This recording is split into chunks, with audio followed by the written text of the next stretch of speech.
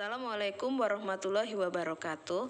Saya Anita Astorina, guru SMP Negeri 3 Gantung, CGP Angkatan 4 Kabupaten Belitung Timur. Pada video kali ini, saya akan berbagi aksi nyata budaya positif saya. Selamat menyaksikan.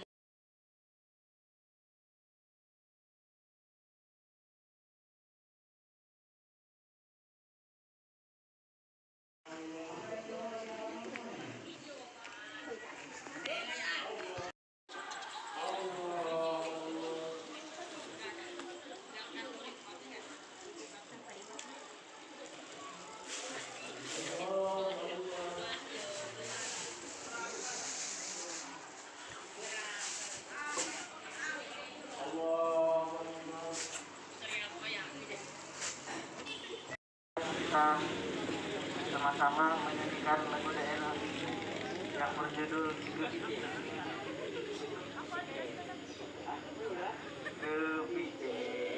Kepije ada jerama gede, hai gemburo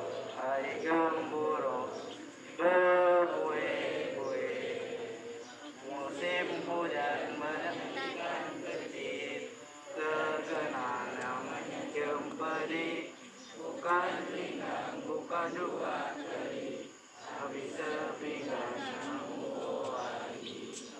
dari di kurung wari-wari kayu bengkok makan api, apinya kesurupan. Bengkok makan api, apinya kesurupan. Kita melaut wisata alam Pulau Belitung. Amun kalau tahu, cobalah pergi ngerenong. Ajaklah adik, ajaklah kakak, ajaklah uma, ajaklah bapak, ajak semua saudara-saudara. Mula ngeliat nyamana cerita pulau memprak, pulau permai, rumput laut si melambai, si macam bidadari kayangan, ikan hias bermacam, karang-karangnya beragam, takkan dapat mun kita lukiskan.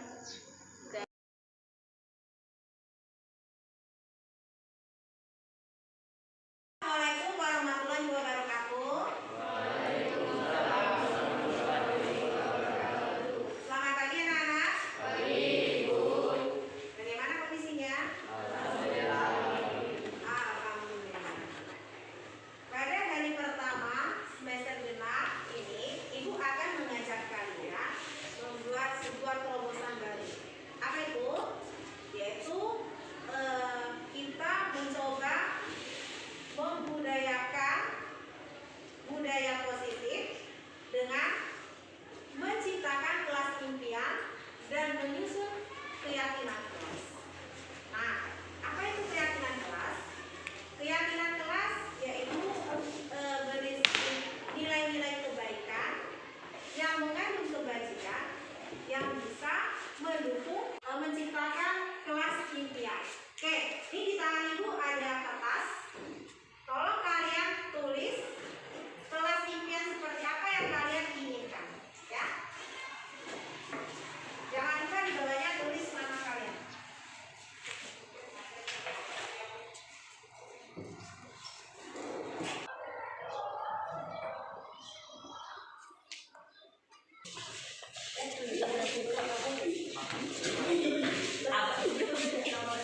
Kelas impian Debri Tangkui, bersih dan indah.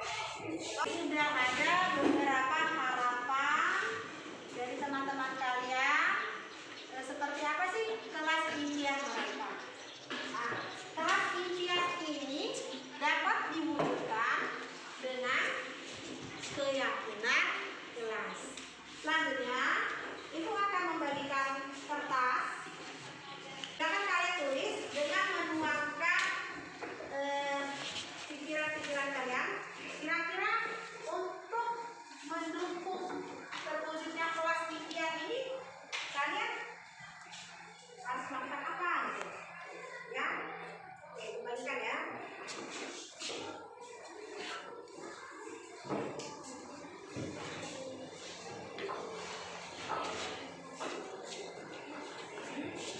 Oke, sekali lagi, keyakinan kelas ini berisi nilai-nilai kebaikan yang sifatnya tidak mengikat, ya.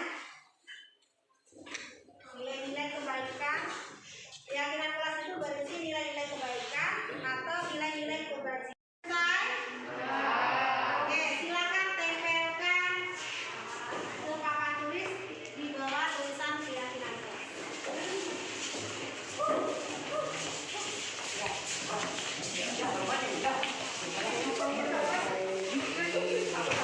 Tolong ya, maksudnya jangan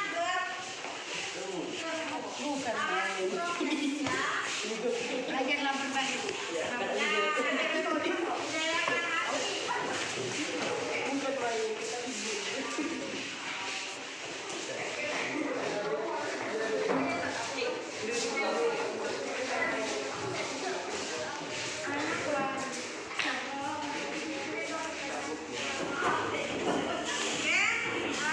Ibu minta tolong satu orang untuk bacakan. Siapa Adi? Adi.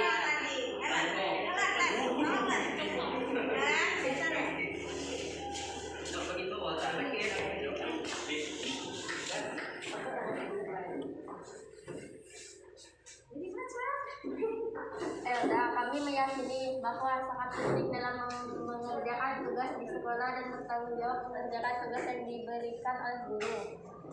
Ulfiatul Az-Zahra. Kami meyakini bahwa sangat penting bertanggung jawab dalam mengerjakan tugas maupun tugas sekolah atau tugas lainnya. Kami meyakini sangat penting menyerahkan semua tugas dan mengikuti kegiatan semua tugas yang diberikan oleh guru.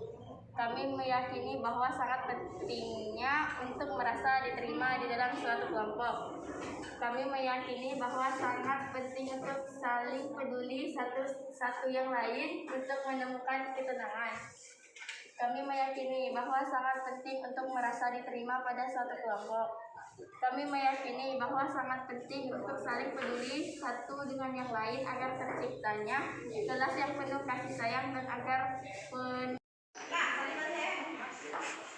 Oke anak-anak, Ibu sudah mengumpulkan beberapa keyakinan kelas yang menurut Ibu sudah bagus. Hanya saja kalimatnya perlu kita menjelaskan. Ya, di sini yang pertama, kami meyakini bahwa sangat penting dalam mengerjakan tugas di sekolah dan bertanggung jawab mengerjakan tugas yang diberikan oleh guru. Yuk kita sama-sama menyempurnakan keyakinan kelas ini. Kira-kira kalimat yang tepat apa ya? Ibu tuliskan ya. Kami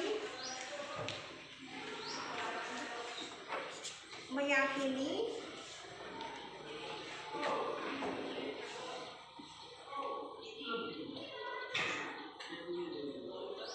bahwa sangat penting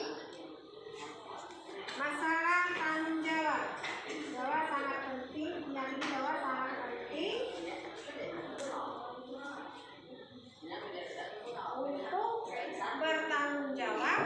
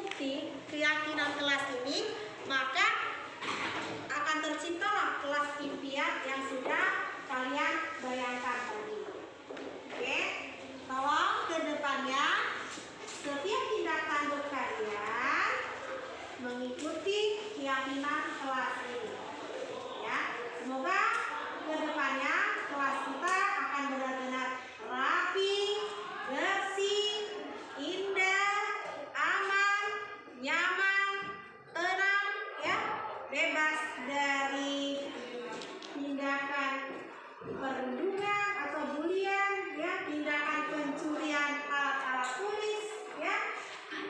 Oke, sampai sekian. Akhiri, wassalamualaikum warahmatullahi wabarakatuh.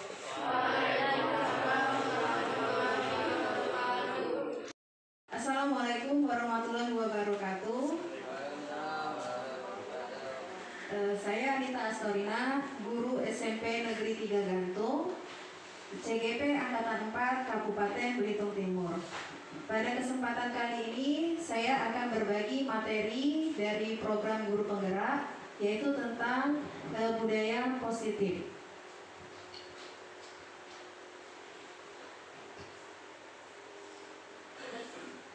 Ini adalah rancangan tindakan untuk aksi nyata saya. Oke, silakan di-next dulu, Pak. Seperti kita ketahui, sebagian besar aktivitas peserta didik dilakukan di sekolah. Tak jarang mereka menjadikan sekolah ini menjadi rumah keduanya. Maka hendaknya sekolah menjadi tempat yang aman, nyaman, dan menyenangkan, sehingga mereka bisa belajar dengan tenang, tanpa paksaan, tidak ada ketakutan, dan proses pengembangan dirinya dapat berjalan dengan baik. Nah, sekolah yang aman, nyaman, dan menyenangkan itu tidak dapat tercipta secara tiba-tiba, tapi perlu upaya untuk mewujudkannya. Oke, lanjut Pak, next. Kementerian Pendidikan dan Kebudayaan meluncurkan program Guru Penggerak, yaitu harapannya calon guru penggerak dapat menjadi agen transformasi dalam menciptakan dan membiasakan budaya positif di kelas maupun di sekolah, sehingga terwujudnya profil pelajar Pancasila. Profil pelajar Pancasila itu ada 6. Yang pertama, beriman bertakwa kepada Tuhan Yang Maha Esa dan berakhlak mulia. Yang kedua, mandiri. Yang ketiga, bernalar kritis. Yang keempat, berkebinekaan global. Yang kelima, bergotong royong. Dan yang terakhir, kreatif. Alhamdulillah, sekolah kita sudah mulai membiasakan mewujudkan profil pelajar Pancasila. Profil yang pertama dapat kita lihat dari kebiasaan siswa sebelum memulai pembelajaran dan sebelum memulai aktivitas. Selain itu, siswa SMP Negeri 3 juga sudah dibiasakan untuk sholat zuhur berjamaah. Alhamdulillah. Contoh profil yang kedua, berkebinekaan global. Alhamdulillah, SMP Negeri 3 Gantung sudah mulai membiasakan menyanyikan lagu-lagu daerah, baik dari daerah kita sendiri maupun dari daerah lainnya. Dan kegiatan yang mencerminkan profil bergotong royong dapat dilihat dari program Jumat Bersih. Oke Pak, silakan next. Selanjutnya kita mengenal lebih dekat apa itu budaya positif. Budaya positif adalah nilai-nilai kebajikan dan keyakinan yang terbentuk dalam jangka waktu yang lama. Nah, budaya positif ini diciptakan menggunakan pendekatan inquiry apresiatif dengan tahapan baca. Yang pertama, buat pertanyaan utama, ambil pelajaran, gali mimpi, jabarkan rencana, dan atur eksekusi. Oke, Pak. Rambu-rambu dalam bertindak yaitu kita berpedoman dengan tujuan pendidikan Ki Hajar Dewantara, yaitu menuntut segala kodrat yang ada pada anak-anak agar mereka dapat mencapai keselamatan dan kebahagiaan yang setinggi-tingginya, baik sebagai manusia maupun sebagai anggota masyarakat. Kenapa di sini kata kuncinya menuntut? Karena anak-anak itu bukan seperti kertas kosong atau tabula rasa, sehingga guru bisa menciptakan karakter atau membentuk anak sesuai dengan keinginannya. Bukan seperti itu. Anak-anak ini sudah mempunyai kodrat bawaan lahir. Contohnya, jangan pernah memaksa ikan memanjat pohon karena kodratnya adalah berenang. Dalam konteks sehari-hari mungkin ada siswa yang menyukai seni, tapi karena kita tidak tahu, kita paksa dia untuk belajar matematika. Itu sungguh pada dasarnya sungguh menyiksa gitu ya, karena berbeda dengan kodratnya dia gitu. Nah, selain itu Ki Hajar Dewantara mengibaratkan guru atau pendidik sebagai petani dan anak-anak itu sebagai bulir padi. Bibit yang kurang baik kalau ditanam di tanah yang subur, mendapat pengairan dan sinar matahari yang baik, serta mendapat perhatian dan perawatan dari petani, maka akan tumbuh dengan sangat baik. Begitu juga sebaliknya, untuk bibit yang kurang berkualitas, yang berkualitas baik, tapi ditanam di tanah yang gersang, tidak mendapat sinar matahari dan pengairan yang baik, maka dia tumbuhnya tidak akan baik. Oke, tolong Pak. Dalam proses menuntun, anak diberi kebebasan dan pendidik sebagai pamong dalam memberi tuntunan agar anak tidak kehilangan arah dan membahayakan dirinya. Nah, anak memiliki warna yang berbeda karena kodrat alam dan kodrat zaman mempengaruhi tingkah lakunya. Seorang pamong dapat memberikan tuntutan agar anak dapat menemukan kemerdekaannya dalam belajar. Sejatinya, pendidikan itu harus bersifat dinamis, mengikuti kondisi alam dan perkembangan zaman.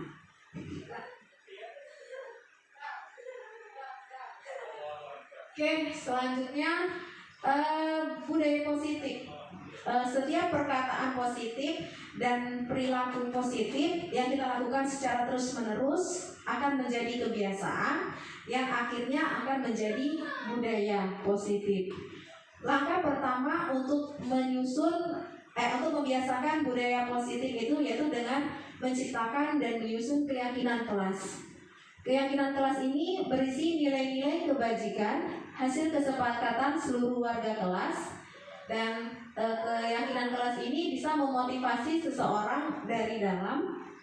Individu-individu tersebut akan lebih tergerak dan bersemangat menjalankan keyakinannya ketimbang hanya mengikuti serangkaian peraturan.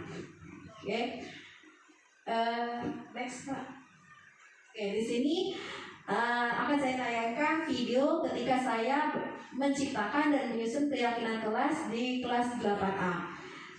Video ini tidak sempurna ya, masih banyak kekurangan, tapi secara garis besar seperti inilah proses menyusun keyakinan kelas.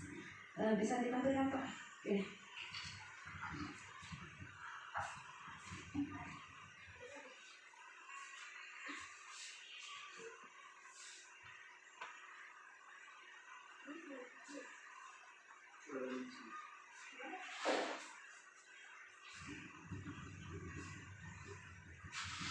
Oke, suaranya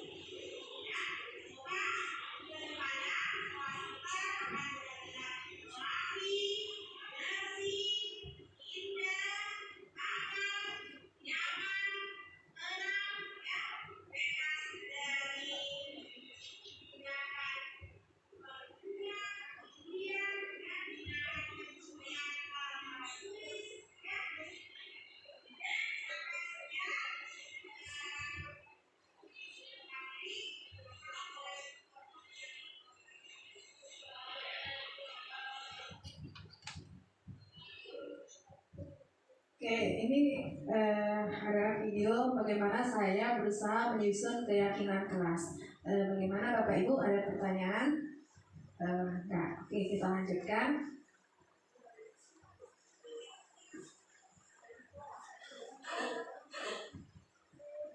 Oke, selanjutnya. Setiap manusia akan melakukan tindakan atau perilaku ya untuk memenuhi seluruh atau semua keinginannya.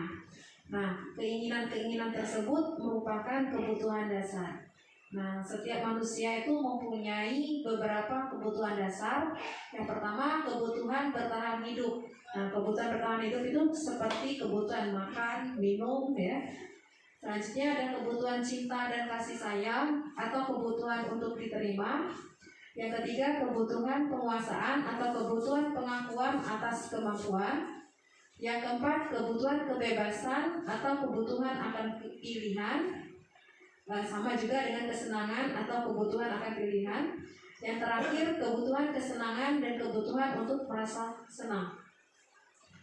Seorang peserta didik yang gagal memenuhi kebutuhan dasarnya, maka akan melakukan perbuatan yang bertentangan dengan keyakinan kelas. Contohnya, misalnya siswa yang belum sempat minum di pagi hari. Nah, tahu-tahu bel tanda masuk sudah berbunyi, dia disuruh masuk ke kelas. Ketika di dalam kelas, si anak akan melakukan tindakan-tindakan yang ya seperti minum di meja atau kursinya itu, atau dia permisi keluar. Nah, jelas-jelas tindakannya itu bisa mengganggu aktivitas teman-teman yang lain. Nah, selanjutnya Pak, next. Ki Hajar Dewantara menyatakan, di mana ada kemerdekaan, disitulah harus ada disiplin yang kuat. Sungguh pun disiplin itu bersifat self-disiplin, yaitu kita sendiri yang mewajibkan kita dengan sekeras-kerasnya, tetapi itu sama saja sebab jika kita tidak cakap melakukan self-disiplin, wajiblah penguasa lain mendisiplinkan diri kita, dan peraturan demikian itulah harus ada di dalam suasana yang merdeka. Nah, untuk membiasakan budaya positif, kita menggunakan disiplin positif. Selama ini, ketika kita mendengar kata disiplin, maka yang terbayang adalah tata tertib, patuh, terus ada hukuman dan ketidaknyamanan.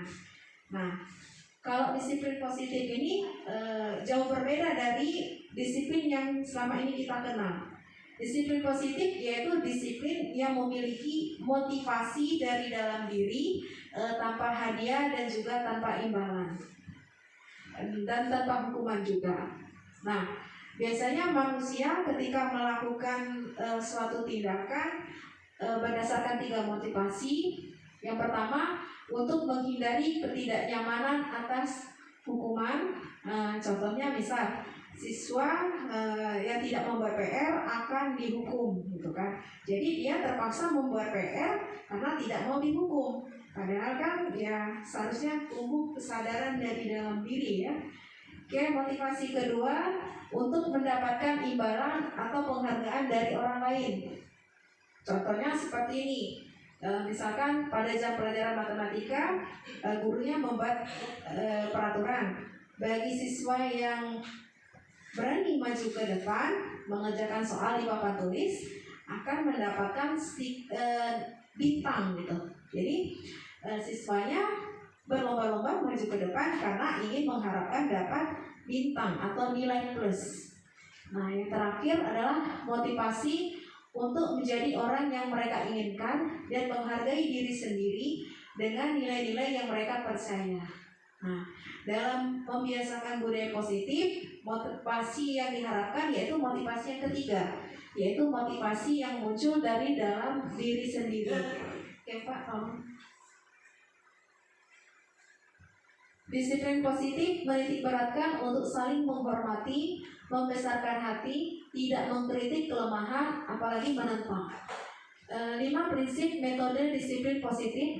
Yang pertama, tegas dan penuh rasa kasih sayang pada saat bersamaan, membantu anak menumbuhkan rasa memiliki dan signifikansi, efektif untuk jangka panjang, mengajarkan keterampilan sosial dan kehidupan yang berharga untuk karakter baik, dan yang terakhir mengajak anak menemukan seberapa mampu mereka untuk menggunakan kekuatan pribadi dengan cara yang destruktif.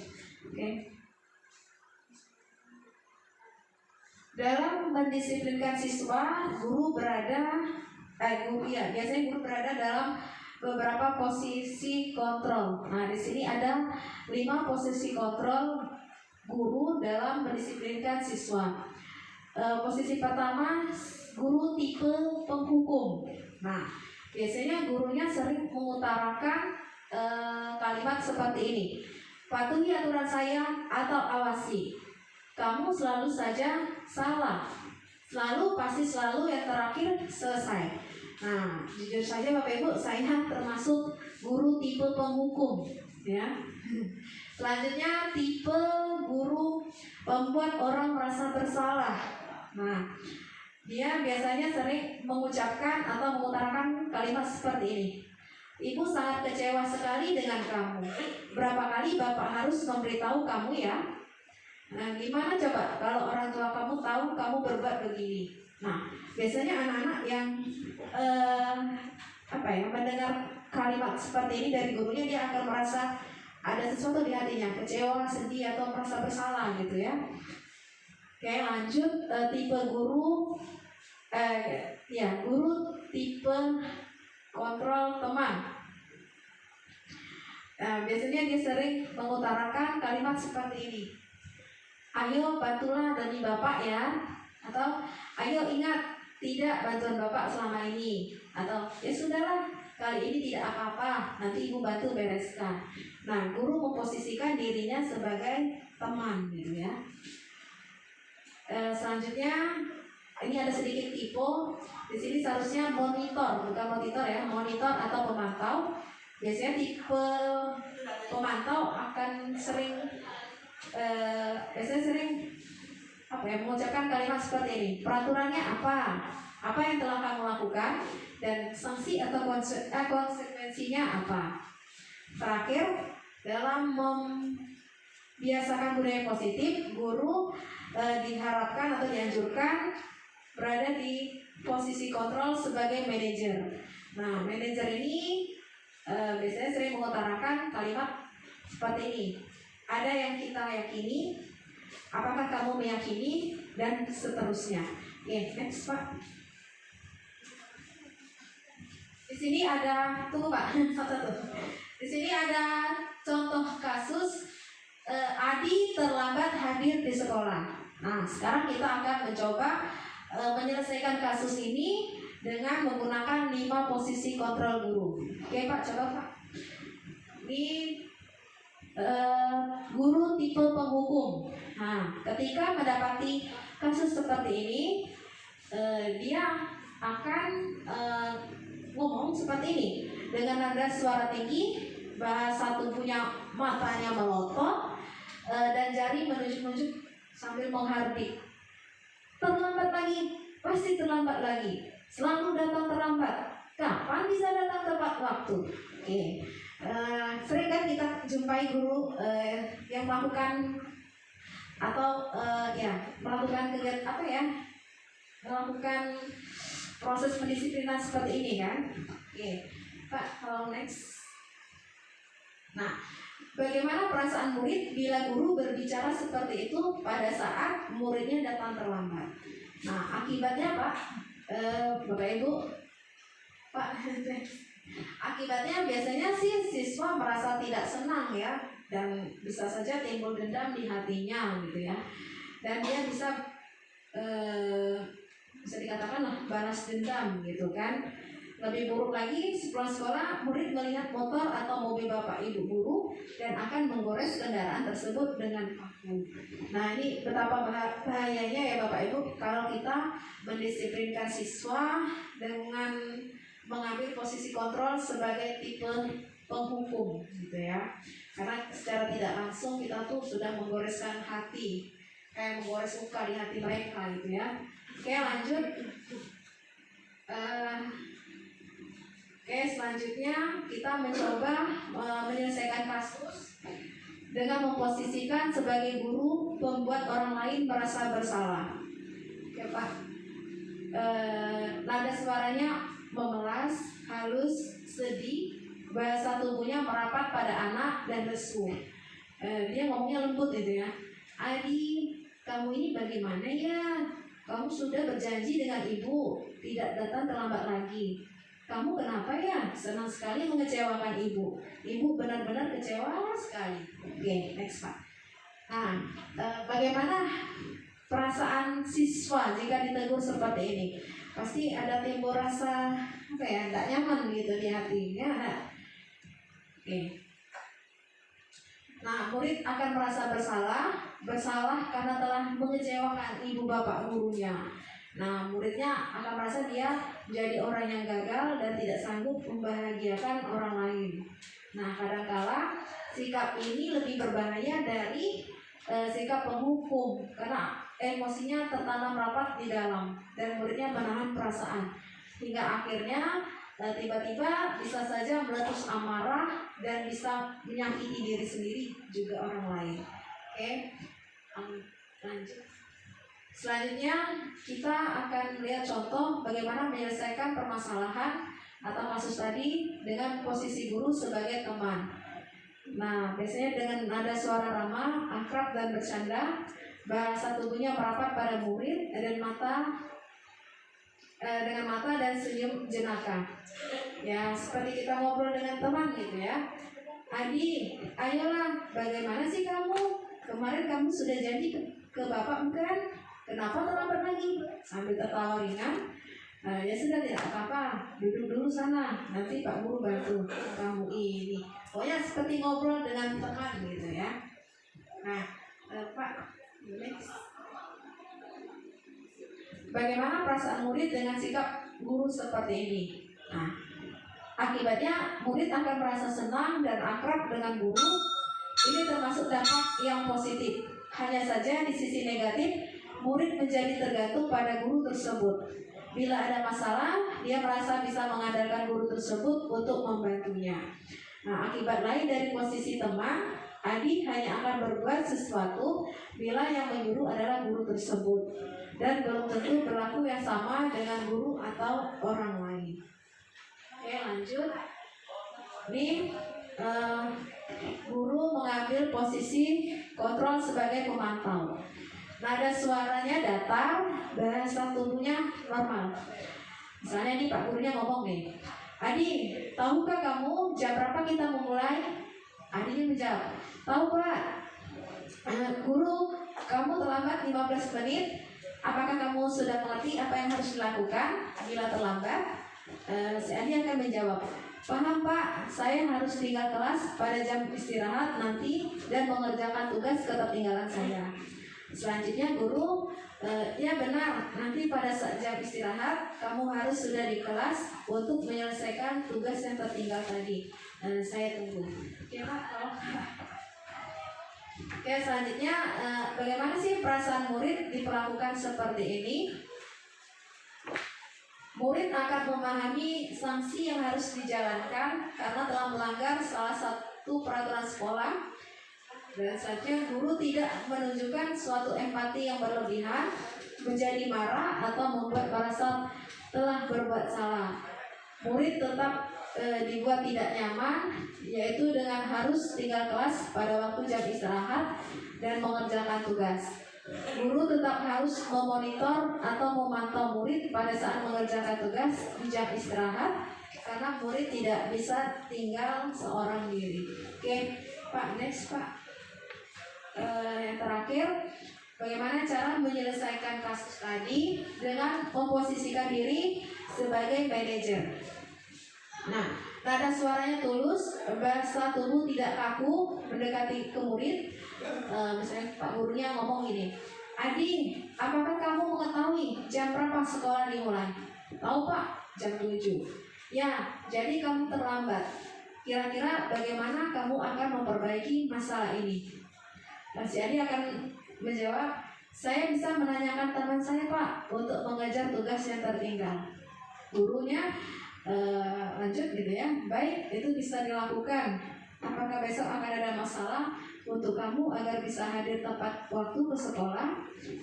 Adia menjawab, tidak Pak, saya bisa hadir tepat waktu. Gurunya, baik, saya hargai usahamu untuk memperbaiki diri. Nah, bagaimana perasaan murid di perangkat seperti ini? Ya, siswanya akan berusaha. Namun pada posisi manajer, guru akan mengembalikan tanggung jawab pada murid untuk mencari jalan keluar permasalahannya, tentu dengan bimbingan guru. Nah, di sini Bapak Ibu yang harus ditekankan, kalau ketika kita ingin membiasakan budaya positif di sekolah, gurunya perlahan-lahan harus membiasakan diri juga mengambil posisi kontrol sebagai manajer. Dalam beberapa minggu ini saya sudah mencoba Bapak Ibu, ternyata tidak mudah. Apalagi kan kita sudah terbiasa mengambil posisi kontrol yang lain. Ini benar-benar perlu banyak latihan. Nah, ada pertanyaan Bapak Ibu? Nah, next. Nah, kedepannya kita ya sama-sama belajar bagaimana memposisikan diri sebagai manajer ya. Selanjutnya, selama ini ketika kita melihat seseorang melakukan kesalahan, kita akan sesegera mungkin memaafkan atau ya kita seperti menghukum dia untuk selalu ingat akan kesalahannya gitu. Padahal seharusnya kita harus membantu mereka mencarikan solusi. Nah, untuk dalam proses membiasakan budaya positif, di sini ada yang namanya proses restitusi. Restitusi itu adalah proses menciptakan kondisi bagi murid untuk memperbaiki kesalahan mereka dan mengembalikan harga diri mereka, sehingga ketika kembali ke kelompok mereka akan menjadi pribadi yang lebih baik. Nah, ciri-ciri restitusi ada 6. Yang pertama, restitusi bukan untuk menebus kesalahan, namun untuk belajar dari kesalahan. Yang kedua, restitusi memperbaiki hubungan.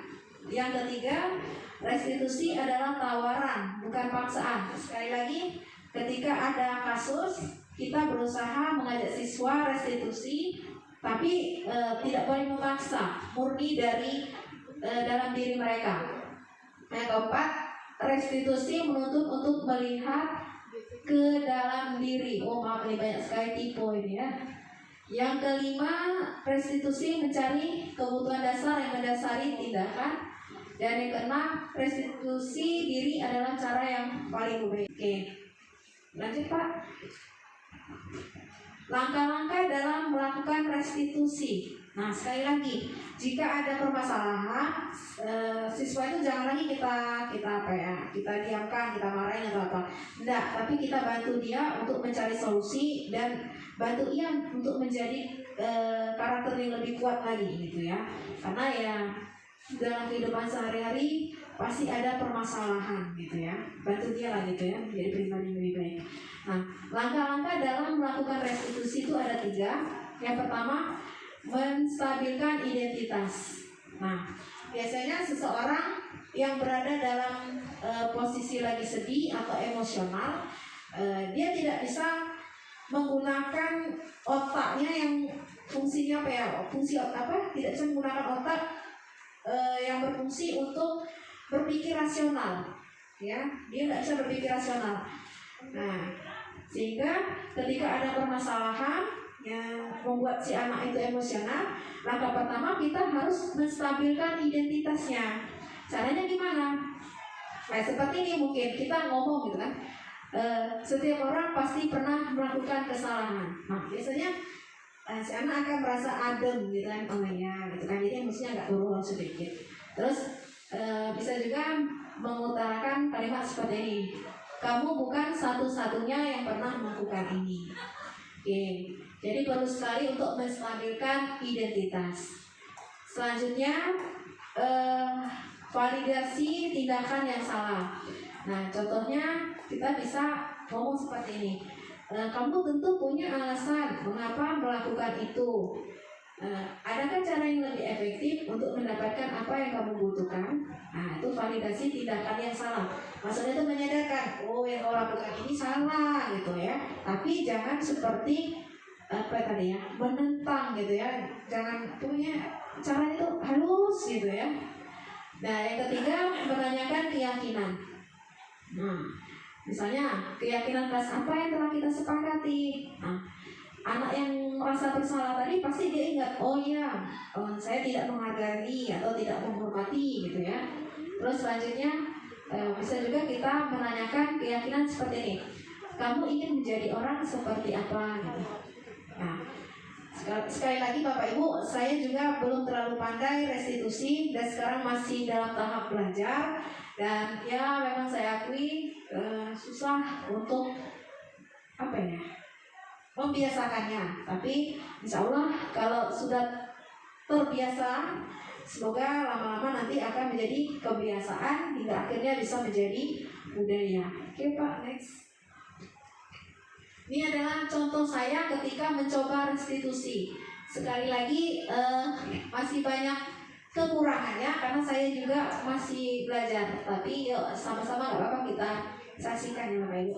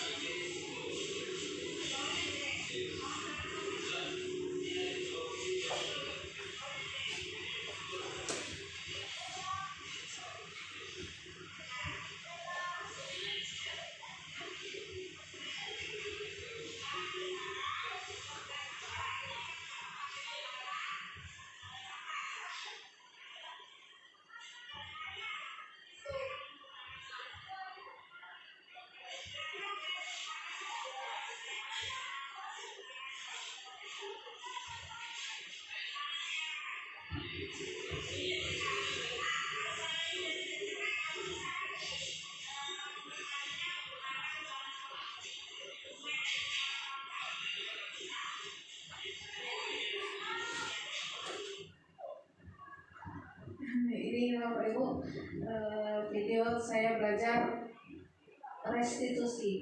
Ternyata masih banyak kesalahan dan kekurangannya Bapak Ibu, karena saya tidak ada proses menstabilkan identitasnya tadi ya, tidak ada. Seharusnya kan ada saat seperti tidak apa-apa, setiap orang pernah melakukan kesalahan gitu. Nah, dari Bang Asus ini ternyata saya lupa langkah pertamanya itu. Tapi kurang lebih seperti ini. Kedepannya nanti yuk mari sama-sama kita belajar restitusi gitu ya, supaya di sekolah kita ini benar-benar tumbuh budaya positif. Ibu, kita lanjutkan ya. Dalam membiasakan budaya positif, kita memerlukan disiplin positif.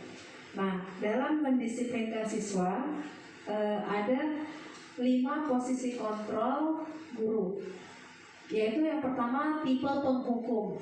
Nah, tipe penghukum ini biasanya sering mengutarakan kalimat seperti ini: patuhi aturan saya atau awasi. Terus bisa juga kamu selalu saja salah, sambil menunjuk-nunjuk biasanya. Dan atau selalu, pasti selalu, yang terakhir selesai.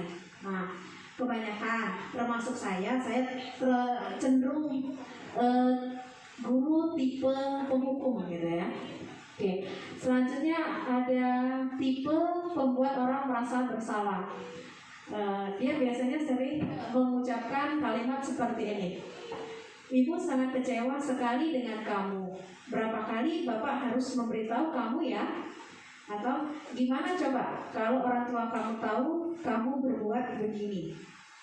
Nah, tipe ketiga yaitu sebagai teman gitu. Nah, biasanya ya gurunya memang memposisikan diri sebagai teman dan sering mengucapkan kata-kata seperti ini: ayo bantulah demi Bapak ya. Atau ayo ingat tidak bantuan Bapak selama ini. Dan yang terakhir mungkin dia sering mengutarakan kalimat, ya sudah kali ini tidak apa-apa, nanti Ibu bantu bereskan ya. Nah, yang keempat tipe itu ada sedikit tipe ya, monitor, bukan monitor atau pemantau. Nah, ini tipe guru yang sudah cukup bisa dikatakan dewasa ya, karena dia memposisikan diri sebagai pemantau. Biasanya dia mengucapkan kata-kata seperti ini: peraturannya apa gitu, atau apa yang telah kamu lakukan, sanksi atau konsekuensinya apa ya gitu. Nah, terakhir yang diperlukan dalam membiasakan budaya positif ini yaitu guru harus pandai menempatkan dirinya sebagai manajer. Nah, manajer ini biasanya sering mengucapkan kalimat seperti ini: ada yang kita yakini. Nah, dia mengingatkan kembali ke keyakinan kelasnya.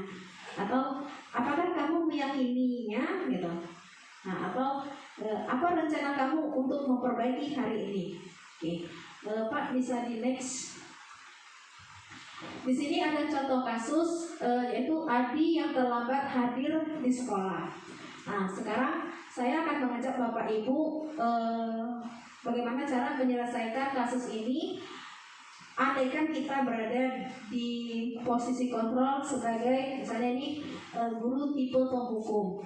Nah, dengan nada suara tinggi, bahasa tubuhnya, matanya melotot dan jari menunjuk-nunjuk serta menghardik, dia ngomong seperti ini: terlambat lagi, pasti terlambat lagi. Selalu datang terlambat, kapan bisa datang tepat waktu? Nah, kalau selama ini Bapak Ibu ketika menghadapi masalah seperti ini, ada siswa yang terlambat dan suka mengucapkan kalimat seperti ini, berarti kita atau Bapak Ibu berada pada posisi guru tipe penghukum. Oke, lanjut Pak. Nah, bagaimana perasaan murid bila guru berbicara seperti itu pada saat muridnya datang terlambat?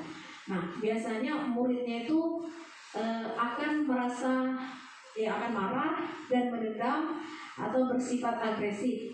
Bisa jadi sesudah duduk murid tersebut mencoret-coret buku atau mejanya, dan lebih buruk lagi sepulang sekolah murid melihat motor atau mobil bapak ibu guru, dia akan mengores kendaraan tersebut dengan paku. Nah, intinya usahakan kita bersama-sama jangan jadi guru tipe penghukum, karena akan menggoreskan luka di hati anak itu dan menyebabkan dia pun menjadi dendam. Nah, ini tidak mudah Bapak Ibu, karena saya juga termasuk tipe penghukum ini. Oke, lanjut. Bagaimana menyelesaikan kasus tadi? ketika kita berada dalam posisi guru tipe pembuat orang lain merasa bersalah. Nah, nada suaranya memelas, halus, sedih, bahasa tubuhnya merapat pada anak, lesu. Dia ngomongnya seperti ini. Adik, kamu ini bagaimana ya? Kamu sudah berjanji dengan ibu tidak akan terlambat lagi. Kamu kenapa senang sekali mengecewakan ibu? Ibu benar-benar kecewa sekali. Nah, next Pak. Nah, bagaimana perasaan murid bila ditegur seperti ini? Nah, ya, akibatnya ya murid akan merasa bersalah ya. Bersalah telah mengecewakan bapak ibu gurunya. Terus muridnya merasa gagal dan ada timbul emosi yang tertanam rapat di dalam hatinya gitu. Dan ini sangat dihindari karena suatu saat amarah tersebut bisa meletus dan menyakiti dirinya sendiri ataupun orang lain. Oke, next Pak. Yang ketiga yaitu kita mencoba menyelesaikan kasus tadi di posisi sebagai teman. Nah, nada suaranya ramah, akrab, dan bercanda. Bahasa tubuhnya merapat pada murid, mata dan senyum jenaka. Adik, ayolah, bagaimana sih kamu? Kemarin kamu sudah janji ke bapak bukan? Kenapa terlambat lagi? Sambil tertawa ringan. Ya sudah, tidak apa-apa. Duduk dulu sana, nanti Pak Guru bantu kamu ini. Pokoknya suasananya tuh sambil bercanda gitu ya. Next. Nah, bagaimana perasaan murid dengan sikap guru seperti ini? Nah, akibatnya murid akan merasa senang dan akrab dengan guru. Ini termasuk dampak yang positif. Hanya saja di sisi negatif, murid menjadi tergantung pada guru tersebut. Bila ada masalah, dia merasa bisa mengandalkan guru tersebut untuk membantunya. Akibatnya, lain dari posisi teman, adik akan berbuat sesuatu bila yang menyuruh adalah guru tersebut dan belum tentu berlaku yang sama dengan guru yang lain. Nah, ini agak kurang baik juga ya Bapak Ibu. Oke, lanjut. Ini bagaimana kita menyelesaikan kasus tersebut dalam posisi tipe guru pemantau. Nada suaranya datar, bahasa tubuhnya normal. Gurunya akan ngomong seperti ini. Adik, tahukah kamu jam berapa kita memulai?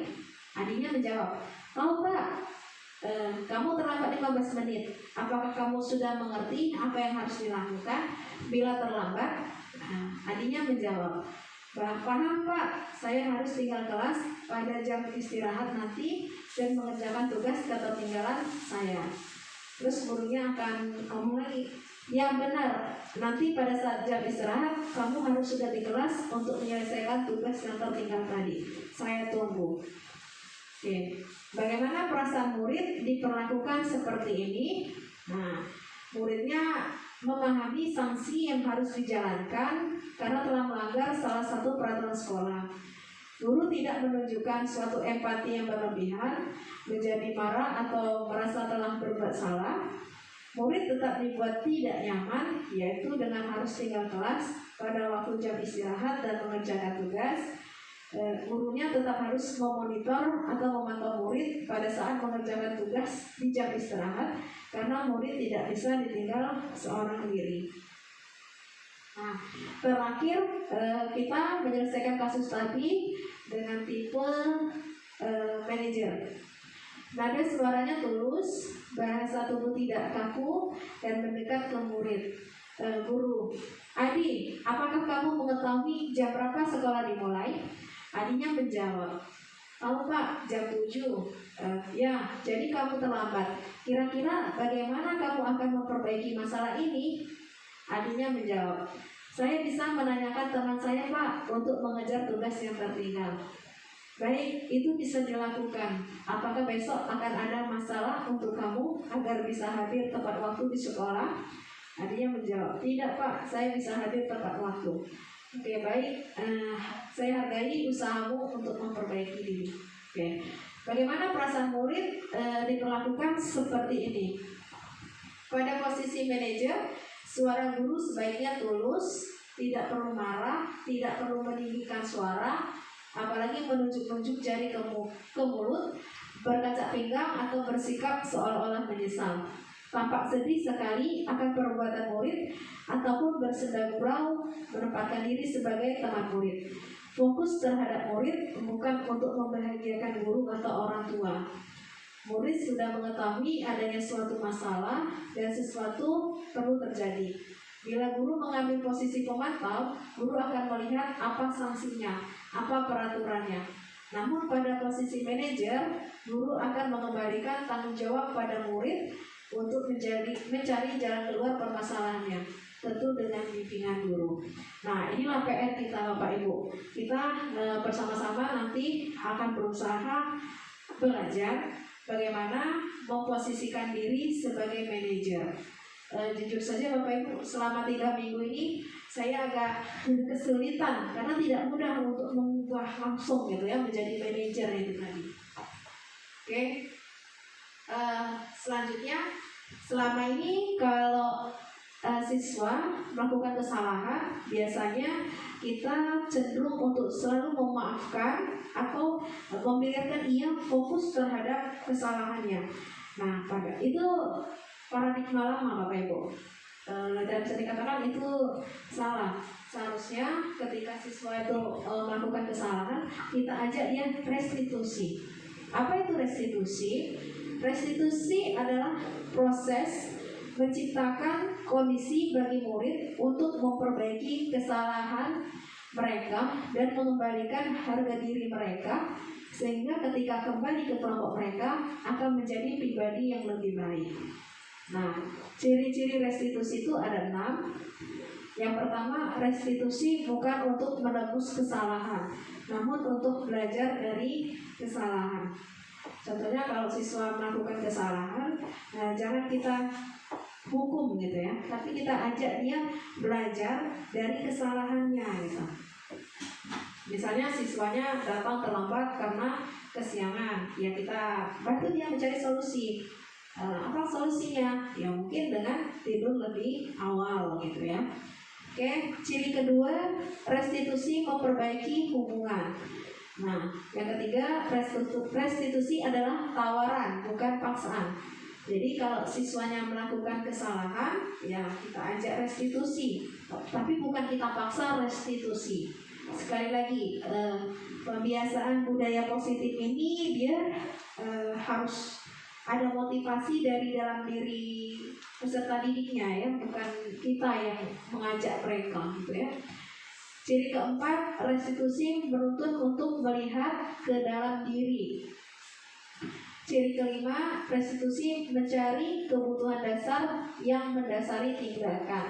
Tadi saya sudah menjelaskan bahwa setiap manusia melakukan segala sesuatu untuk memenuhi semua keinginannya.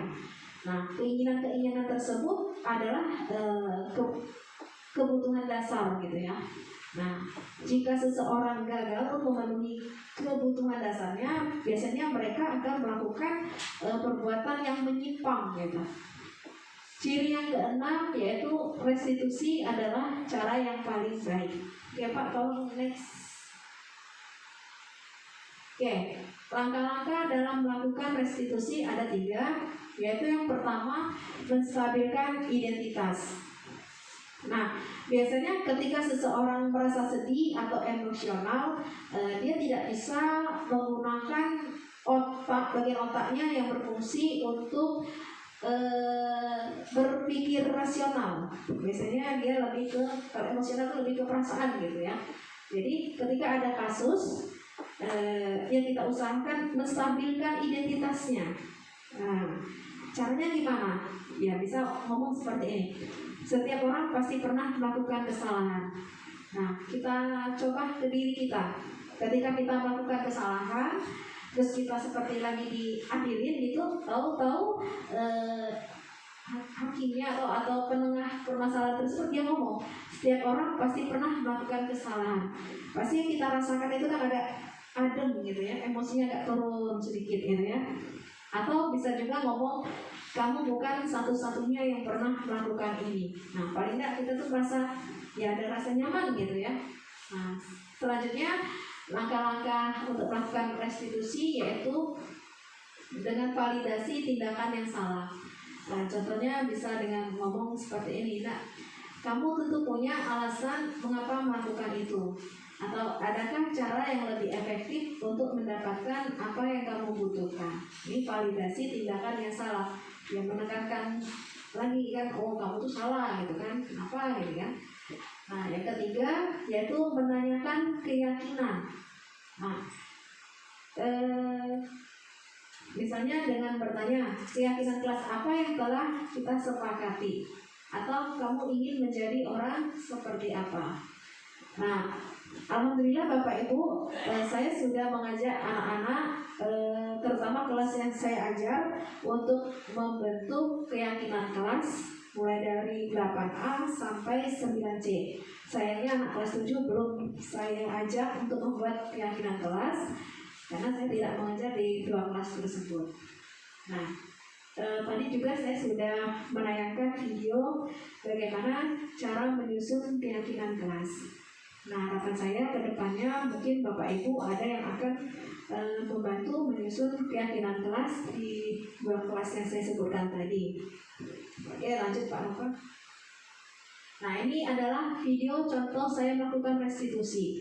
Nah, di video ini banyak sekali kekurangannya, tapi ya sekali lagi namanya belajar, ya sepertilah proses belajarnya gitu ya. Nanti akan saya usahakan untuk lebih maksimal lagi.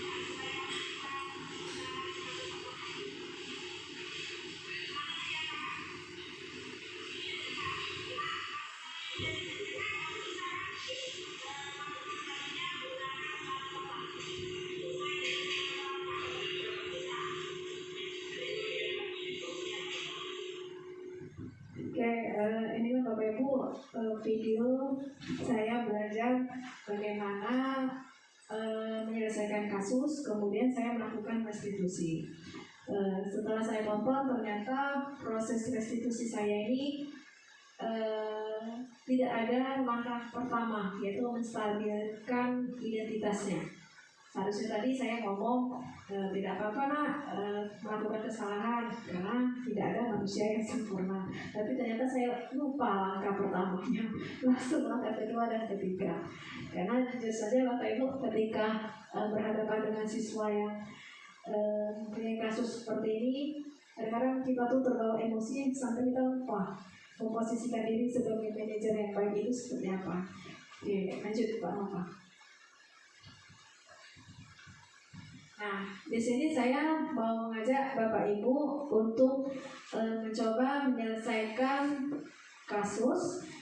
Ya, di sini ada kasus pertama, guru matematika dan wali kelas 8 Ibu Santi sakit sehingga tidak dapat masuk dan mengajar. Akhirnya dicarikan guru pengganti, yaitu Ibu Eni. Ibu Eni baru 2 tahun menjadi guru SMP. Beberapa murid perempuan, Vivi dan Natali, mengetahui hal ini dan mulai menggunakan kesempatan dan bersikap seenaknya, tertawa dan tidak mengindahkan kehadiran Ibu Eni. Ibu Eni mencoba mendekat kedua murid perempuan tersebut dan menegur mereka dengan halus. Nah, ini Bapak Ibu, kalau yang halus-halus tadi kira-kira masuk ke posisi kontrol apa gitu ya. Namun ketiganya tetap berlaku tidak pantas. Mereka tetap tidak mengerjakan tugas dan malah mengobrol.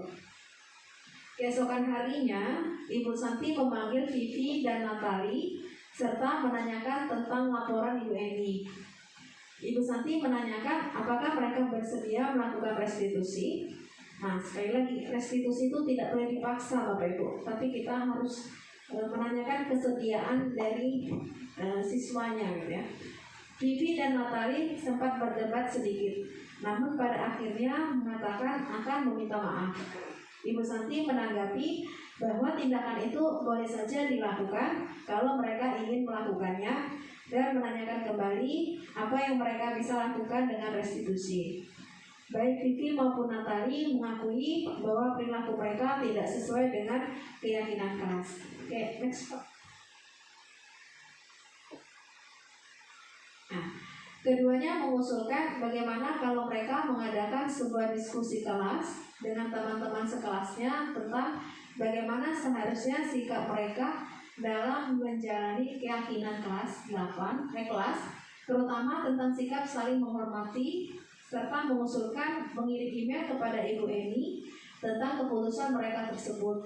Mereka pun akan memberitahu Bu Eni bahwa mereka akan mengusulkan kepada kepala sekolah agar kali waktu ketiadaan guru, agar Bu Eni yang menggantikan, dan pada kesempatan itu mereka dapat menunjukkan sikap yang lebih santun. Nah, pertanyaannya, lakukan analisis dan jawablah pertanyaan ini.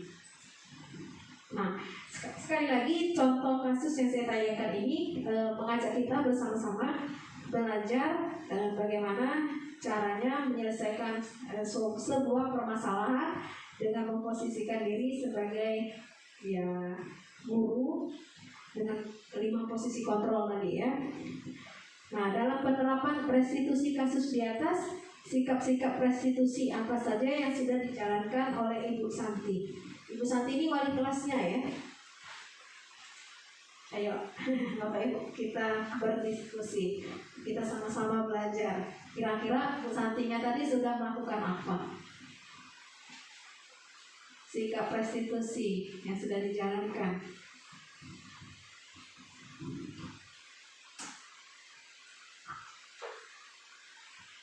Atau bisa kita lompat ke pertanyaan kedua dan ketiga gitu.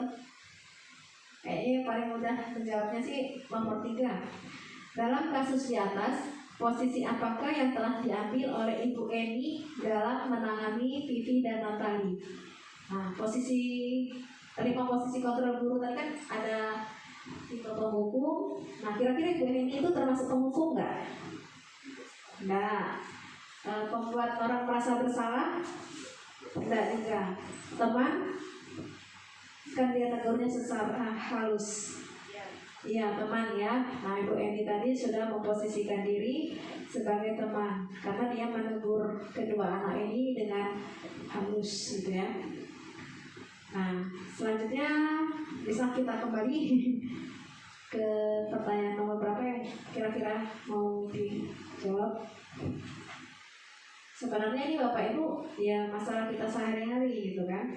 Tapi selama ini kita tidak terlalu punya waktu untuk menganalisisnya karena ya selama ini kita tidak ada kepentingan untuk itu.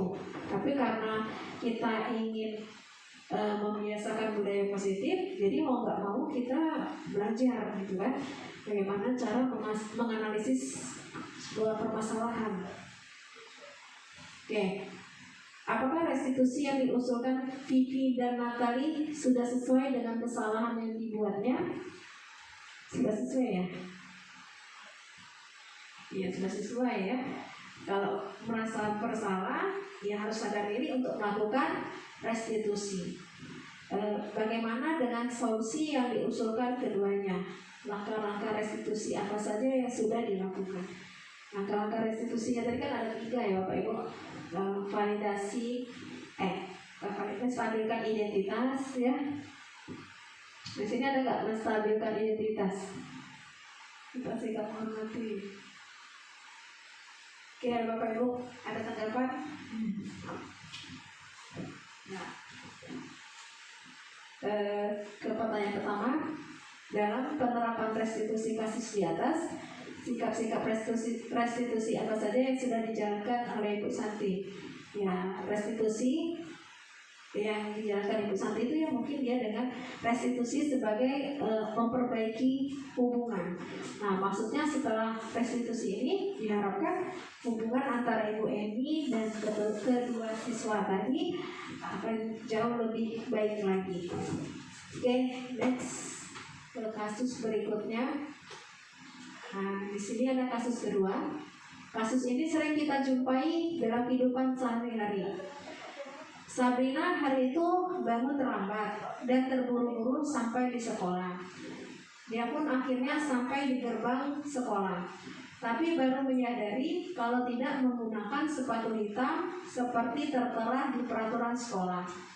Di depan pintu kelas, Bapak Lukman memperhatikan sepatu Sabrina yang berwarna putih. Sabrina berusaha menjelaskan bahwa dia terburu-buru dan salah mengenakan sepatu. Pak Lukman menanyakan Sabrina, apa peraturan sekolah tentang seragam dan warna sepatu?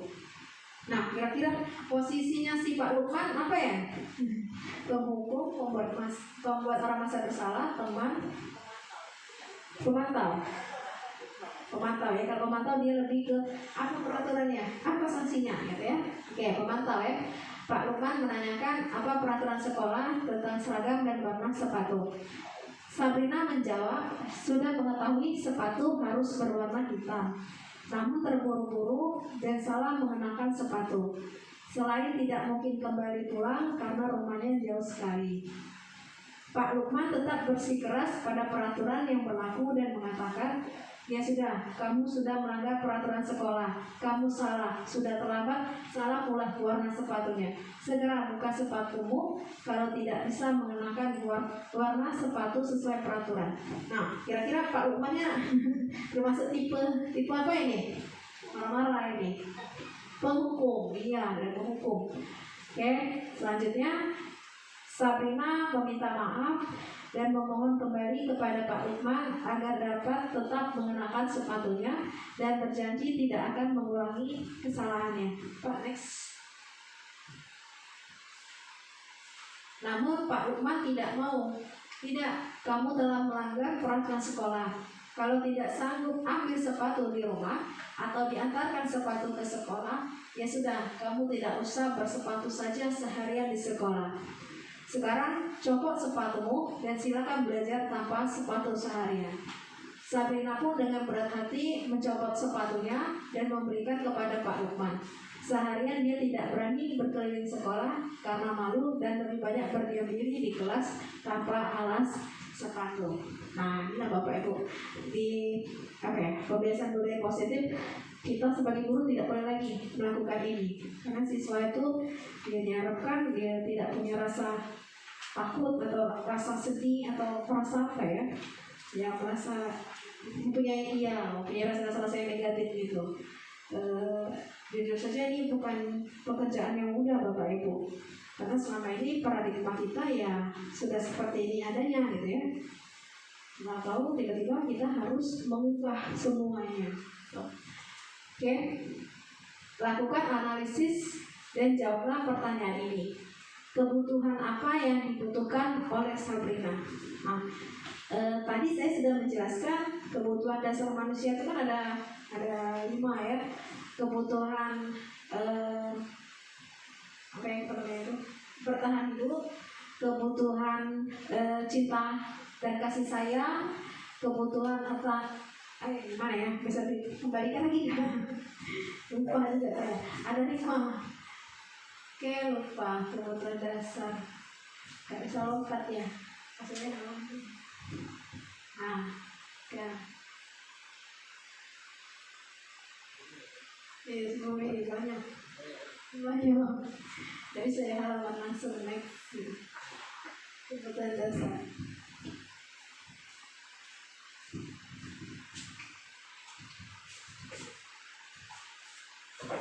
Oke, sekali lagi Bapak Ibu, pembiasaan budaya positif ini memang bisa dikatakan susah, sulit ya, tapi perlahan-lahan kita coba. Nah ini kebutuhan dasar manusia. Yang pertama, kebutuhan bertahan hidup. Nah, contohnya seperti kebutuhan makan dan minum.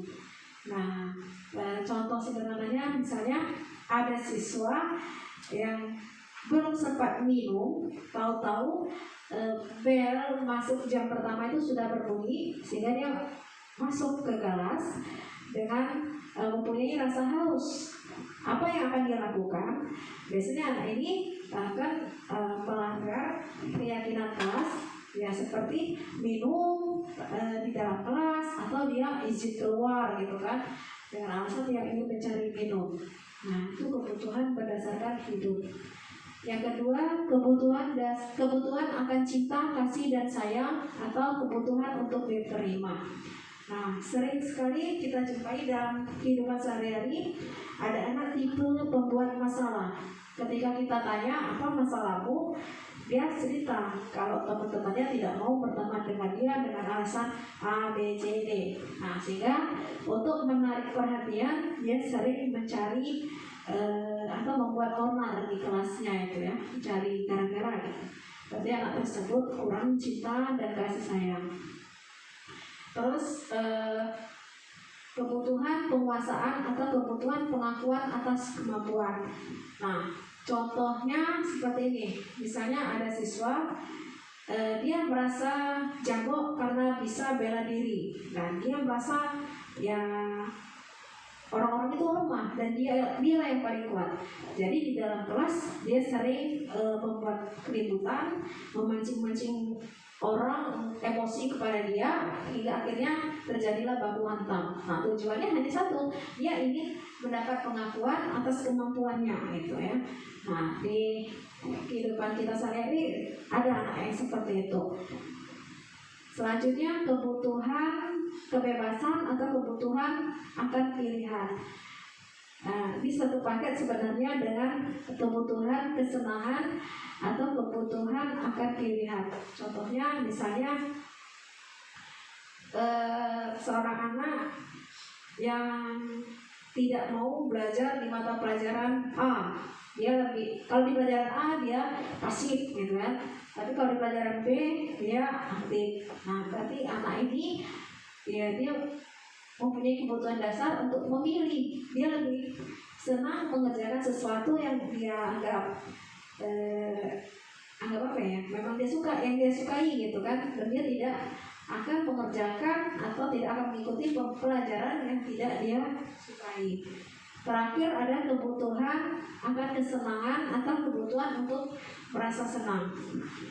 Nah, contohnya biasanya di dalam kelas kita sering melihat anak-anak yang suka menjahili temannya gitu kan.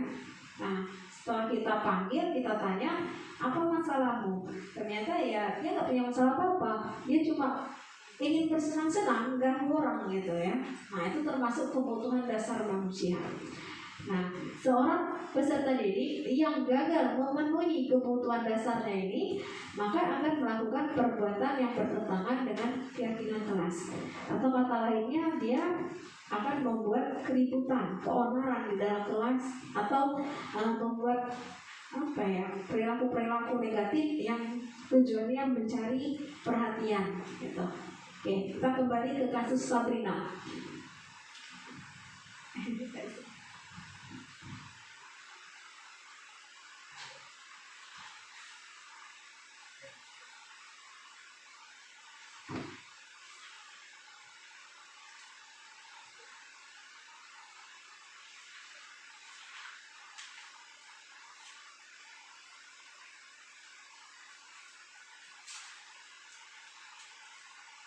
Next Pak, yang bagian pertanyaan.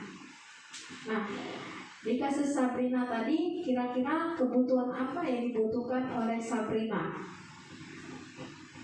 Sabrina kan salah memakai sepatu karena lupa. Terus sama pak gurunya, dia harus melepaskan sepatu gitu.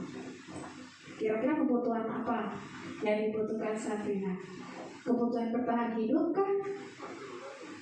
Kebebasan? Kan ada peraturan. Pengakuan, dia tidak nakal Pak, tidak ngaku-ngaku. Kebutuhan apa? Sabrina, ini sering terjadi Bapak Ibu. Kalau di sekolah kita siswanya baju nggak pernah nggak sepatu, celana dan bajunya tidak sesuai dengan aturan. Dia tidak senang-senang, dia lupa kebutuhan cinta, kasih dan sayang. Dia ingin diterima, dia ingin diterima kan dia lupa, bukan disengaja. Salahnya Pak Lukman paham itu ya. Dia membutuhkan kebutuhan yang dibutuhkan yaitu cinta dan kasih sayang, atau kebutuhan ingin diterima.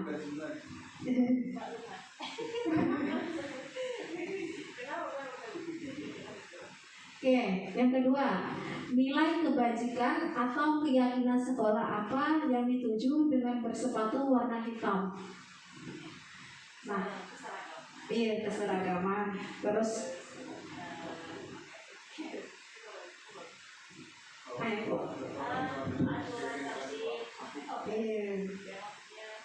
tidak ada kesenjangan antara si kaya dan si miskin ya, karena sama hitam semua. Nah, lanjut, ada jawaban lain. Nah, inilah Bapak Ibu kerja kami sebagai CGP. Tiap hari ngurusi kasus ini ya. Jujur saja saya sebagai guru matematika kadang males gitu ya, karena ya kami guru matematika ini kan orangnya to the point. Kami agak kurang senang gitu ya disuruh bahas-bahas kasus. Kayaknya lebih cocok ke guru BK. Iya. Dan Bapak Ibu di CGP itu di program guru penggerak satu kelompok terdiri dari 3 atau 4 orang. Kami itu biasanya lintas apa ya? Iya, lintas jurusan, lintas tingkat ininya. Di kelompok saya itu ada SD, saya SMP, ada SMK-nya. Jadi kalau diskusi itu jawabannya beda-beda Bapak Ibu. Dan bingung ketika ingin menyatukan kesimpulan. Nah, bisa dibayangkan Bapak Ibu mumetnya itu seperti apa. Dan ketika menyelesaikan kasus ini, kami dikasih waktu sekian menit. Misalnya 7 menit selesai, 2 menit. Ya, diskusinya pun ya, kami tidak berada di satu tempat. Kami melakukannya secara Gmail, berdiskusi dengan orang yang baru kita kenal, yang tidak tahu wataknya sama sekali, gitu kan? Ya, baiklah, betapa luar biasanya itu Bapak Ibu. Kadang-kadang belum selesai diskusi sudah harus kembali ke room utama, harus presentasi. Kebayang Bapak Ibu, pusingnya kepala itu ya. Saya pernah pas presentasi dibantai habis-habisan dengan kelompok lawan gitu ya. Sampai hari ini saya masih kesal.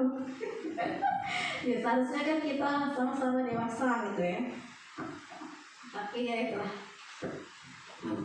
Lanjut, yang ketiga, bila Bapak Lukman mengambil posisi sebagai manajer, kira-kira apa yang akan dikatakan dan bagaimana sikapnya serta apa yang ditawarkan ke Sabrina.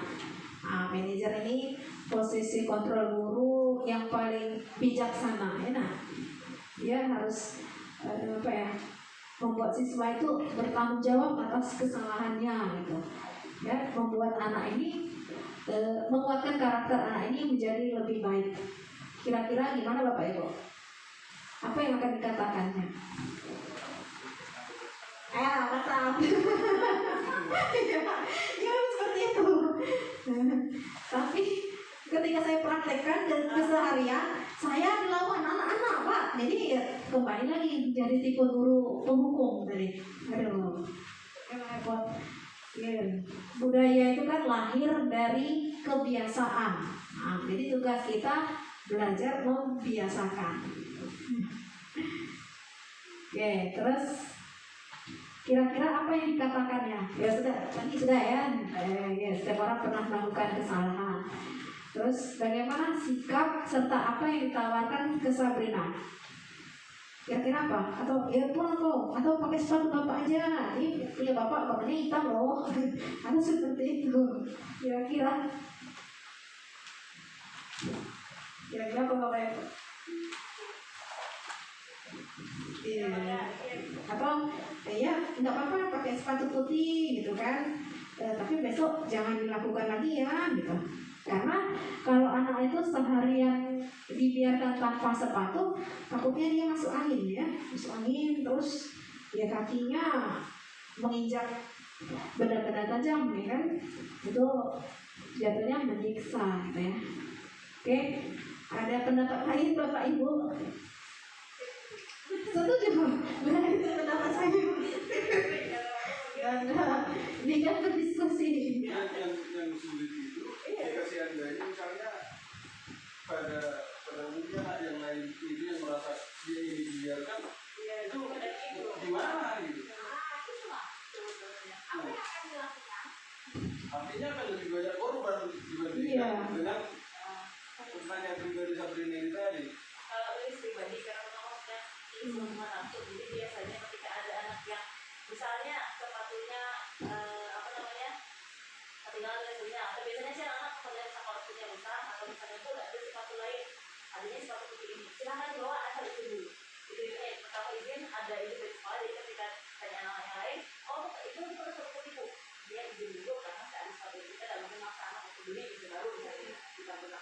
Tapi kalau yang ketinggalan biasanya tetap dipakai sepatunya dengan hukuman yang lain gitu misalnya. Jadi mungkin agak dikotomi hukum juga nggak tahu sih maksudnya ini seperti yang mana, tapi ketika dengan seperti yang lupa tetap konsekuensinya ini kak karena kamu lupa misalnya seperti itu kita kalau ada pendapat lain tulis tetap dihukum dengan misalnya dengan disuruh sampah atau itu. Nah kan cocok guru BK yang ikut ini, bukan guru matematika. Belum selesai. Nah ini baru 2 kasus Bapak Ibu. Biasanya kami setiap minggu tuh ada kasus-kasus baru gitu kan.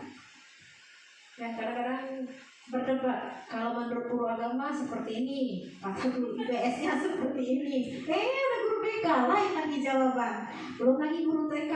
Kalau anak TK nggak bisa seperti ini. Pokoknya yang seru lah Bapak Ibu. Kalau saya sih saya lebih senang dengerin aja.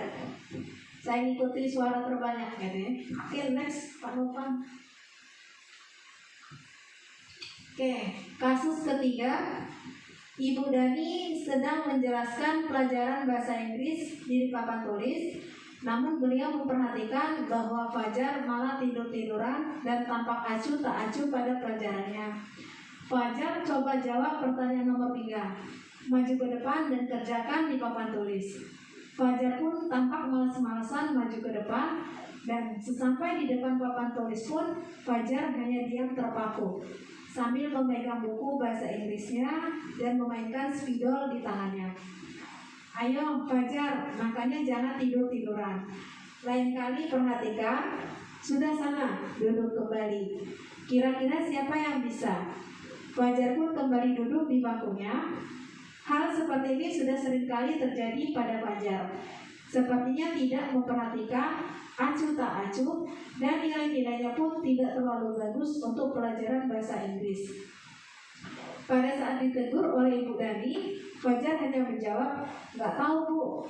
Ibu Dani pun menjawab, "Gimana sih Fajar? Kamu nggak kasihan sama ibu ya?" Nah, ini tipe apa ini? Nggak kasihan sama saya. Oh ya, Bapak siswa merasa bersalah. Ibu sudah capek-capek mengajarkan kamu. Nggak kasihan kamu sama ibu. Dan Fajar pun dia membisu. Oke, lanjut Pak Nob. Nah, lakukan analisis dan jawablah pertanyaan ini. Posisi kontrol apa yang diambil oleh Ibu Dani dalam pendekatannya kepada Fajar? Tadi udah dijawab ya. Posisinya sebagai membuat orang bersalah ya. Terus yang kedua, kebutuhan apa yang diperlukan oleh Fajar? Nah, Ini sering kita jumpai nih Bapak Ibu. Di jam saya pun banyak siswa yang seperti ini. Masa kurang kasih sayang? Pengakuan atas apa ya? Kalau contoh pengakuan atas kehebatan itu kayak kasusnya Zaki, Imam gitu kan? karena sih gak diceritakan masa lalu itu. Iya. Nah, kebetulan apa? Jadi senang sama belajar itu. Gimana? Diceritakan di situ bahwa dia senang apa? Iya. Ini kebutuhan apa yang diperlukan?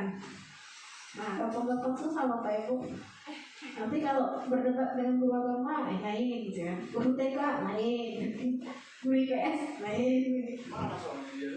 Kebutuhan apa yang diperlukan? Kalau saya kebutuhannya ingin bersenang-senang, karena tidak ada niatan untuk belajar. Iya, malas-malasan ya. Kebutuhan untuk bersenang-senang. Terus yang ketiga, bila mana Ibu Dani mengambil posisi pemantau, apa yang akan dilakukan atau dikatakan olehnya? Nah, pemantau. Pemantau itu setingkat lebih ini dari manajer. Masih ingat nggak? Biasanya pemantau ngomong apa? Laporan dari Iya. Ini ya Pak tadi Pak bisa dibantu. Atau nggak apa-apa? kalau enggak kalau enggak berarti dilemu kan ya. Apa gimana Pak? Oh tidak sesuai KPM. Tuh mengancam itu. Nah ini lah Bapak Ibu. Gimana nih? Baik, masih ingat dari siswa hari Senin.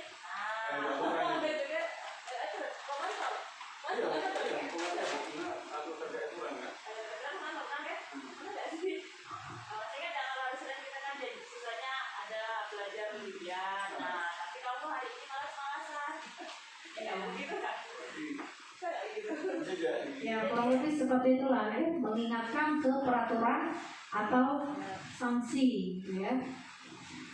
Oke, ada pendapat lain Bapak Ibu? Bangga? Karena kasus ini adalah ya, keseharian kita ya, keseharian kita. Iya. Bayangkanlah Bapak Ibu, kedepannya kita harus seperti ini Bapak Ibu setiap menyelesaikan kasus. Apalagi dengar-dengar tahun ajaran baru kita mulai menggunakan kurikulum baru ya, kurikulum 2022. Otomatis nanti proses ininya menangani kasus, mengajar dan sebagainya ya kurang lebih seperti ini. Kita semua disuruh banyak senyum, harus bahagia, merdeka belajar, gitu. Nah, saya sudah mencoba mengarahkan siswa merdeka belajar dengan membentuk keyakinan kelas. Ketika ditanya kelas impian, banyak sekali jawaban yang amburadul. Ada yang ngomong kelas impian itu kelas tanpa PR, kelas tanpa guru. Nah, kelas tanpa penggemar BTS. Nah, itu kan tidak nyambung ya. Ada lagi pembelajaran tanpa X dan Y. Ya saya nanya sama Bapak Ibu, saya matematika, kok tanpa X dan Y? Jadi ada ganti apa? A dan B ya Pak. Nah, ternyata anak-anak kita nih belum paham konsep merdeka belajar. Mungkin bagi dia tuh merdeka belajar tuh ya bisa seenak-enaknya gitu. Padahal bukan seperti itu. Ya belajar sesuai dengan keinginan mereka, tapi bukan yang merdeka secara apa ya? Secara barbar ya. Apa itu? Banyak main-mainnya. Ya, apa itu? Ada juga yang ngomong kelas tanpa razia rambut. Jadi saya sebut ya bisa asalkan kalian taat aturan gitu ya. Ada juga yang ngomong sekolah apa kelas yang memperbolehkan siswa menggunakan jaket. Nah, tahu sendiri siapa orangnya itu. Ini maksudnya apa? Iya. Ya pokoknya ada Bapak. Nah, kedepannya Bapak Ibu boleh mencoba mengajak anak-anak membentuk keyakinan kelas pada jam pelajaran Bapak Ibu. Silakan ditanya kira-kira pembelajaran PKN seperti apa yang kalian impikan gitu kan. Nah, kemarin sih ada yang ngomong, Bu belajar kedua, ya. Terus Bu belajarnya menonton video, ya seperti itu. Tapi ada juga yang Bu belajarnya di perpustakaan aja, nah itu. Tapi banyak juga yang nyeleneh, ya. Belajar tanpa catat, belajar tanpa latihan. Nah, jadi ngapain? Iya, tak happy aja.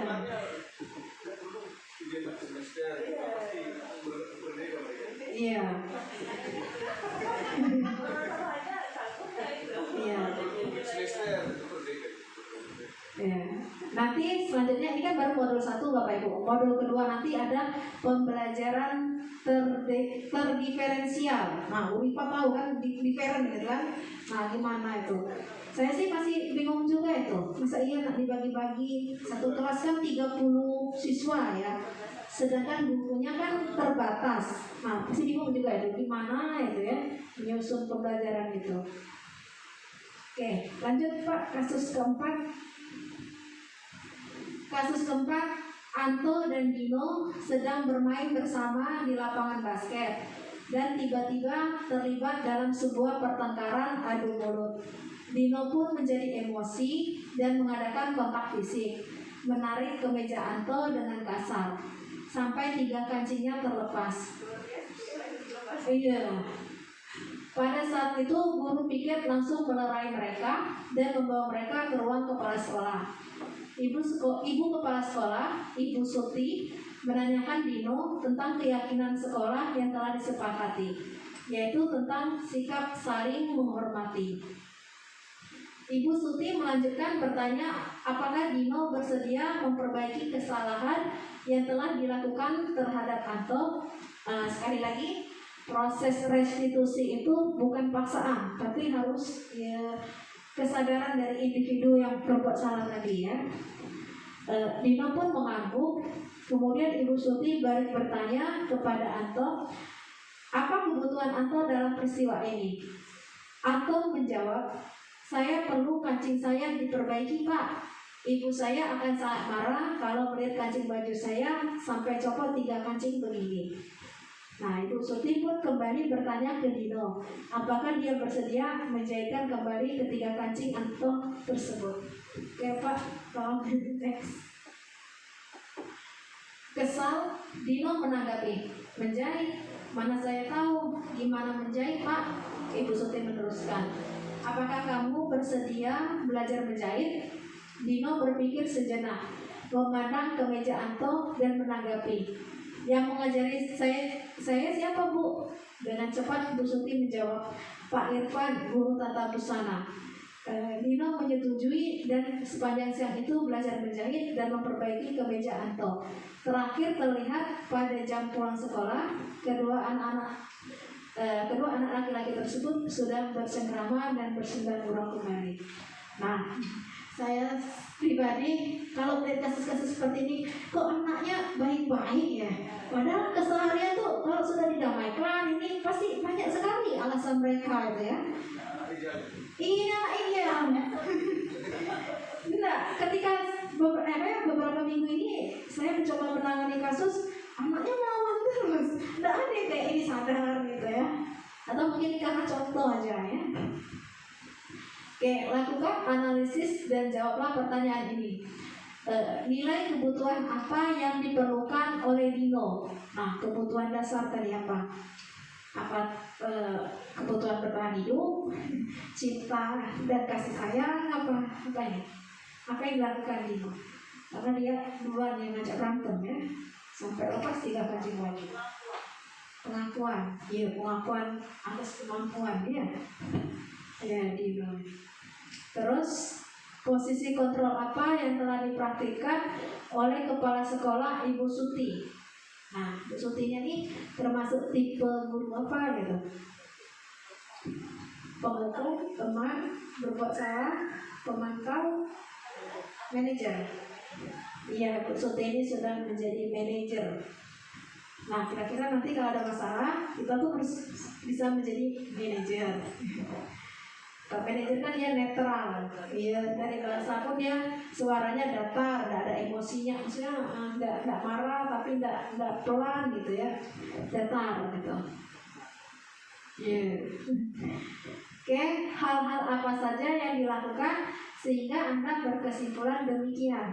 Nah, ketika Bapak Ibu menyimpulkan Bu Suti itu berada di posisi kontrol sebagai manajer, apa yang Bapak Ibu lihat gitu kan? Kok bisa menyimpulkan itu? Iya, mencarikan jalan keluarnya. Restitusi. Iya. Iya. Oke, ada pendapat lain? Oke, lanjut. Dalam kasus tersebut di atas, siapa yang dikuatkan, siapa yang mengaitkan ke keyakinan lebih tinggi, serta siapa yang dipuaskan. Siapa yang dikuatkan? Dino, siapa tadi lawannya tadi? Anto ya, Dino atau Ibu Suti yang dikuatkan. Anto ya, yang bajunya terlepas, tiga kancing bajunya terlepas ya, yang mengaitkan ke keyakinan lebih tinggi. Ya Bu Suti. Serta siapa yang dipuaskan? Dino.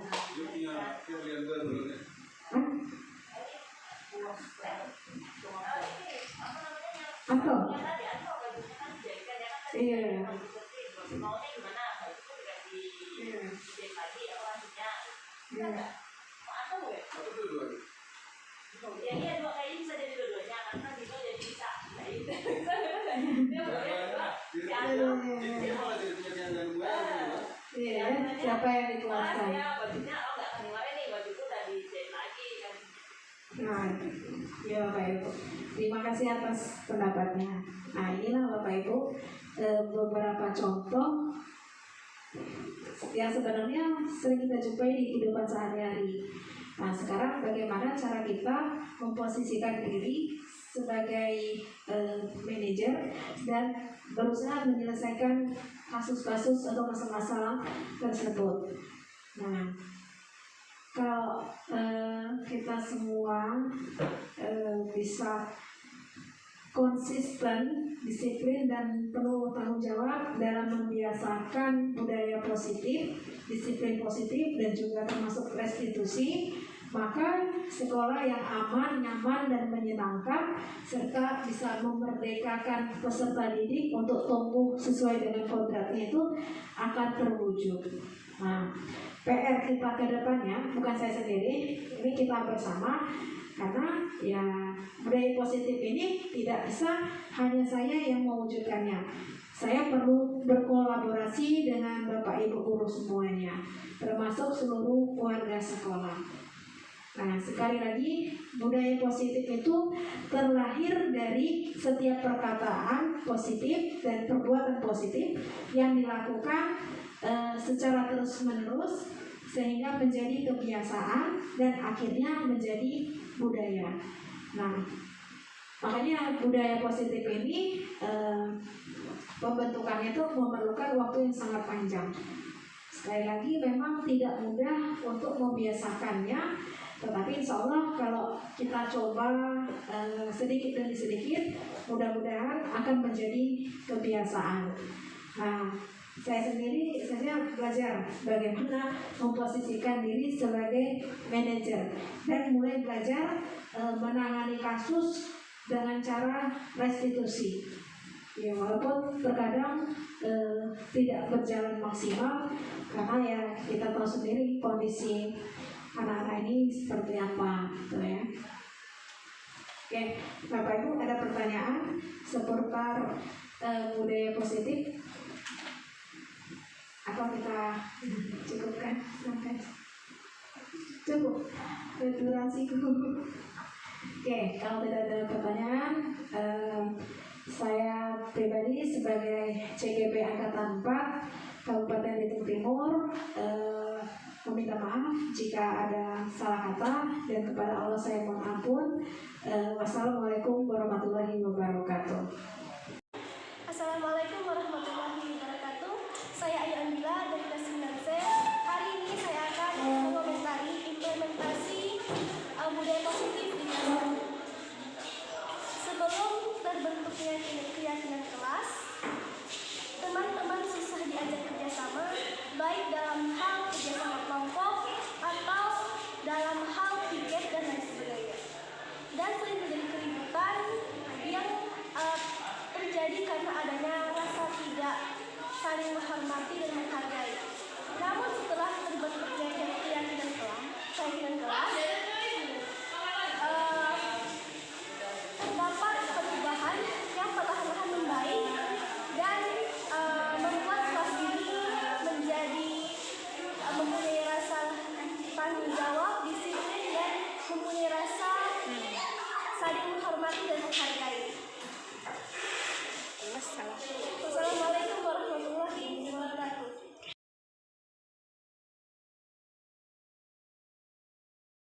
Demikianlah video aksi nyata saya tentang budaya positif. Terima kasih sudah menyaksikan. Semoga video ini bermanfaat untuk kita semua. Wassalamualaikum warahmatullahi wabarakatuh.